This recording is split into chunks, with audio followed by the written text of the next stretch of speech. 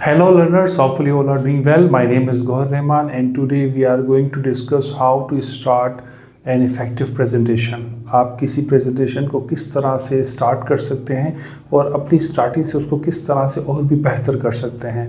तो व्यूवर्स, यहाँ पर कुछ लाइंस आपके सामने लिखी हैं, लेकिन अगर आप ये जानना चाहते हैं कि प्रेजेंटेशन होती क्या है या प्रेजेंटेशन और स्पीच में डिफरेंस क्या है, तो उसके लिए हमने एक फ़र्स्ट वीडियो बनाई है, वो भी आप प्लेलिस्ट में जाकर चेक कर सकते हैं। वो आप देख सकते हैं कि प्रेजेंटेशन और स्पीच में डिफरेंस क्या है और फर्दर चीज़ें, फर्दर इन्फॉर्मेशन भी उनके बारे में शेयर की गई हैं। राइट नाउ हम ये डिस्कस करेंगे कि हम प्रेजेंटेशन को स्टार्ट कैसे करते हैं या कैसे कर सकते हैं ताकि हम उसे और भी बेहतर करें।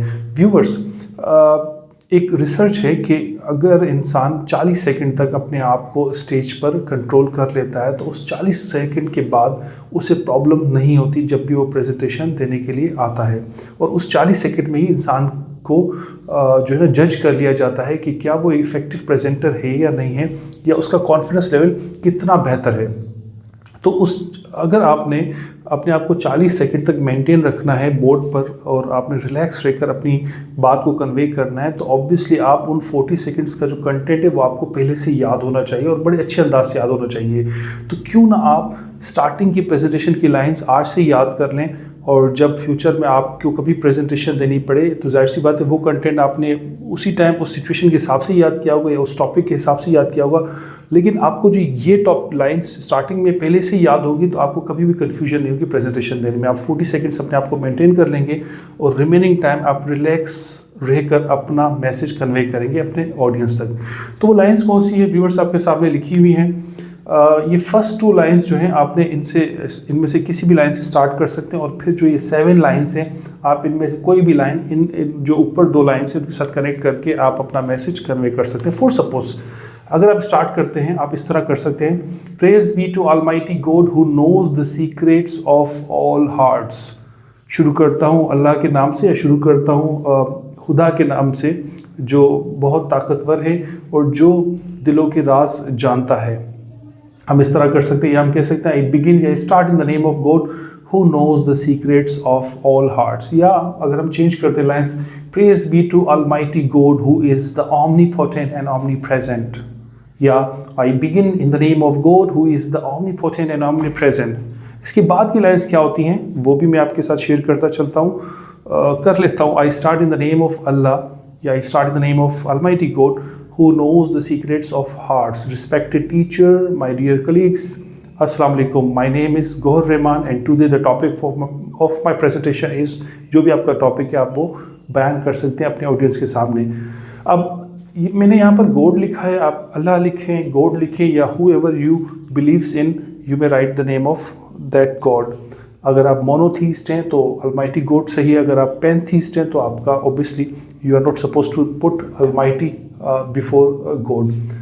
सो अगर हम इन लाइंस की मीनिंग समझें ताकि आप कल को अगर डिलीवर कर रहे हैं प्रेजेंटेशन तो आपको पता हो कि आप बोल क्या रहे हैं, तो फर्स्ट है praise be to almighty God, तारीफ उस खुदा की जो ऑलमाइटी है, ऑलमाइटी अकेला सब ताकत रखता है, ठीक है। Who knows the secrets of all hearts, जो दिलों के राज जानता है। Who is the master of in the entire universe, जो पूरे कायनात का मालिक है, मास्टर है। Who is the creator and cherisher, creator खालिक, चेरिशर पालने वाला, ऑफ द एंटायर यूनिवर्स पूरी कायनात का। Who is the lord of all lords, जो सब खुदाओं का भी खुदा है। अब यहाँ पर खुदा का कॉन्सेप्ट सिर्फ वो खुदा नहीं है जो आसमानों पर हैं या आसमानों से भी ऊपर हैं, बल्कि यहाँ पर उन खुदाओं की बात हो रही है जो ज़मीन पर अपने आप को खुदा समझते हैं। Who is the omnipotent and ऑमनीप्रेजेंट, ऑमनीपोटेंट हम कहते हैं एक वाहिद ऐसी शख्सियत जिसके पास सारी ताकत हो, ऑमनीप्रेजेंट जो हर जगह पर मौजूद हो, वो वाहिद शख्सियत, वो वाहिद हस्ती जो हर जगह पर मौजूद हो। Who is the most beneficent and the most merciful, जो बहुत मेहरबान और रहम करने वाला है। Who is the sustainer and maintainer of all creation, जो पूरी क्रिएशन, जो पूरी खल्क है, पूरी दुनिया, पूरी कायनात है, उसको सस्टेन, उसको सपोर्ट किए हुए हैं और उसे मेंटेन किए हुए अपनी जगह पर। तो व्यूवर्स, आई थिंक ये लाइंस आप सब के लिए बहुत ज़रूरी हैं, आप इन्हें याद करके रखें और अपनी स्टार्टिंग को अभी से ही बेहतरीन कर लें, उसे ज़्यादा से ज़्यादा रिपीट करें ताकि आपकी स्टार्टिंग आपकी टिप ऑफ द टंग हो, ताकि कभी भी फ्यूचर में प्रेजेंटेशन या कोई भी सिचुएशन आती है तो आप इस स्टार्टिंग में टाइम बाय कर सकते हैं स्टेज पर, जब तक आप अपने कंटेंट को जो है ना याद कर आप सोच रहे हो अपने कंटेंट के बारे में। आप प्रेजेंटेशन स्टार्ट करते हैं तो आप अपने कंटेंट के बारे में जब तक सोचें उससे पहले आप आराम से अपनी प्रेजेंटेशन को स्टार्ट कर सकते हैं और आप ज़्यादा से ज़्यादा टाइम बाय कर सकते हैं ताकि आप अपने आप को रिलैक्स कर सकें स्टेज पर। तो होपफुली ये वीडियो आपके लिए वर्थ लर्निंग साबित हुई होगी। इसके बाद हम एक और वीडियो बनाएंगे जिसमें प्रेजेंटेशन देते हुए आपको किन किन चीज़ों का ख्याल रखना है उसे हम डिस्कस करेंगे। Thank you very much.